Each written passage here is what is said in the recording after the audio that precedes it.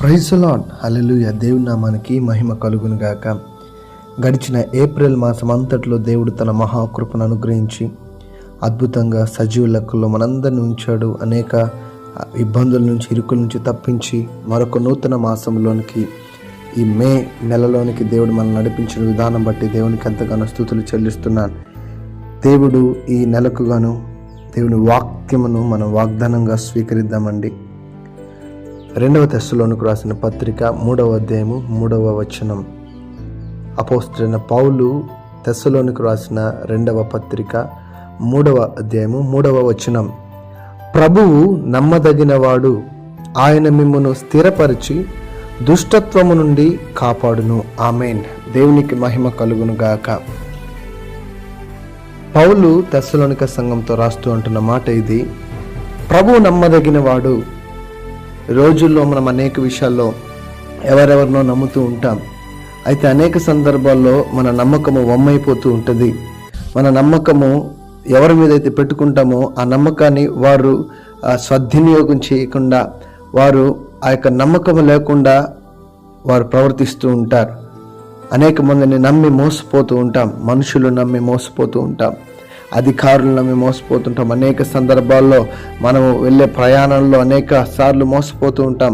అనేక మంది ద్వారా మోసపోతూ ఉంటాం. అయితే అనేక మంది చెప్పి చేయకుండా పోతారు. ఖచ్చితంగా చేస్తామని చెప్పి కూడా చేయకుండా వెళ్ళిన వారు అనేక మంది ఉంటారేమో. కానీ ఈ యొక్క నెలలో దేవుడు మన జీవితంలో ఏ విధంగా తను ప్రత్యక్షపరుచుకుంటున్నాడంటే, ప్రభువు నమ్మదగిన వాడు. గడిచిన మాసం నుంచి ఇప్పటి వరకు సజీవులలో ఆయన నిన్ను నన్ను ఉంచాడు. ఆయన నమ్మకంగా ఏ రోజు కూడా మనము ఆ యొక్క పస్తులు లేం. ఏ రోజు కూడా దేవుడు మనకు లేమిని ఇవ్వలేదు. 3 పూట్ల తిండిని ఇచ్చాడు, మంచి నీటిని ఇచ్చాడు, మంచి గాలిని ఇచ్చాడు, మంచి వస్త్రములను ఇచ్చాడు.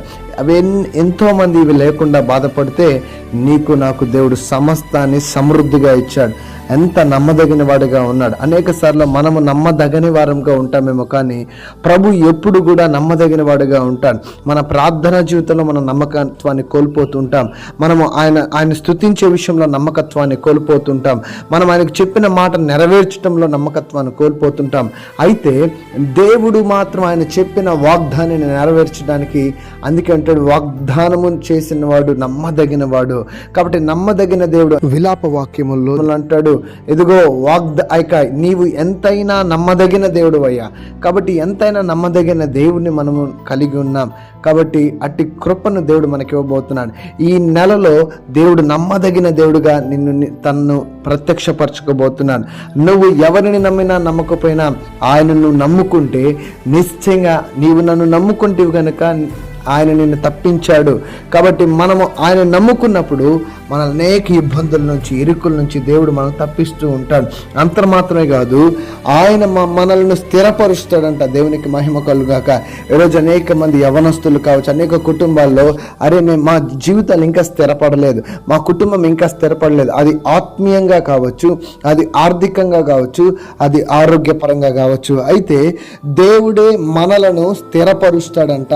అంత మాత్రమే కాదు, అనేక మంది స్థిరపడకపోవడానికి గల కారణం ఏంటిది అంటే దుష్టత్వము వారిని పాడు చేస్తూ ఉంటుంది. ఆ యొక్క సాతాను క్రియలు వారిని పాడు చేస్తూ ఉండడం వల్ల అనేక మంది యవనస్తులు కూడా ఆ జీవితాలు ఇంకా స్థిరపడలేని స్థితిలో ఉంటారు. అయితే దేవుడు అంటున్నాడు ఆయన మిమ్మల్ని స్థిరపరుస్తాడు. ఎలా స్థిరపరుస్తాడంటే దుష్టత్వం నుంచి విడిపించి దుష్టత్వం నుంచి కాపాడుతాడు అని దేవుని వాక్యము సెలవిస్తుంది. ఈ నెలలో దేవుడు నిన్ను స్థిరపరచబోతున్నాడు.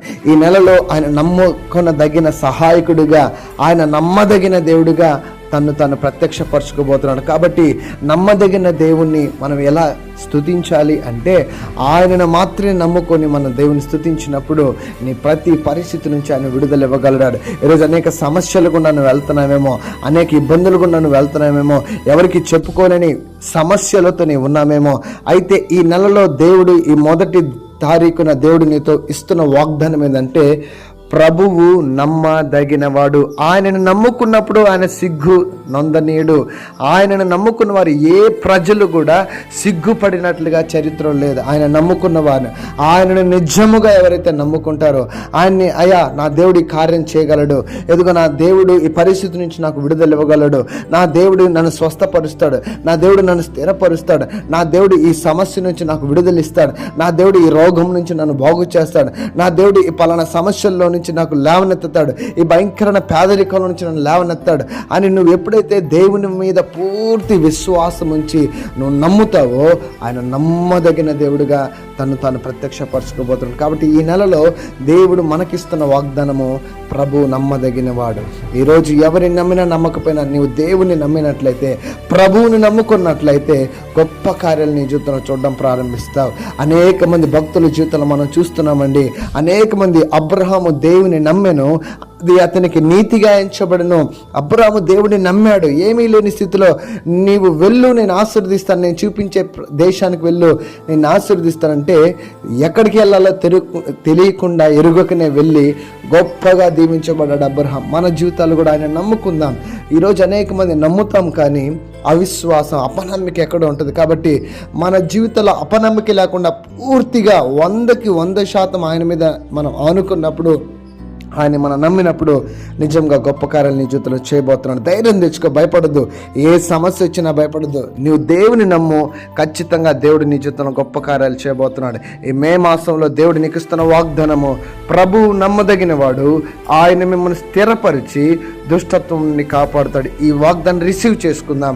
ప్రార్థనాపూర్వకంగా మనం దేవునికి మనం సమర్పించుకుందాం. జీవం కలిగిన దేవాన్ని ఘనమైన మనకు స్తోత్రాలు చెల్లిస్తున్నాం ప్రభువా. గొప్ప దేవుడినైనా గడిచిన ఏప్రిల్ మాసం అంతా కాపాడి ప్రభువా, ఈ మే నెలలోనికి మీరు మమ్మల్ని అడుగు పెట్టించిన విధానం బట్టి స్తోత్రాలు. ఇదిగోనైనా మీరు ఇచ్చిన ఈ గొప్ప వాగ్దానాన్ని మేము రిసీవ్ చేసుకుంటున్నాం ప్రభువా. నీవు నమ్మదగిన వాడు నైనా, మీరే మమ్మల్ని స్థిరపరచబోతున్నారు. ప్రతి దుష్టత్వం నుంచి మాకు అయ్యా మమ్మల్ని కాపాడబోతున్నందుకు స్తోత్రం. మమ్మల్ని, మా కుటుంబాలను, మా బిడ్డలను, మా సంఘ పరిచర్లను ప్రభా, ఆయా కుటుంబాలను, వ్యాపారాలను ప్రభా, ఏవేవైతే వారి జీవితాల్లో ఉన్నాయో వారన్నిటిని ప్రభా నువ్వు కాపాడబోతున్నందుకు వందనాలు చెల్లిస్తూ ప్రభా, నీకే సమస్త మహిమ, ఘనత, ప్రభావాలు చెల్లిస్తూ యేసు నామంలో ప్రార్థిస్తున్నాం ప్రియ పరలోకపు తండ్రి, ఆమేన్. దేవుని నామానికి మహిమ కలుగును గాక.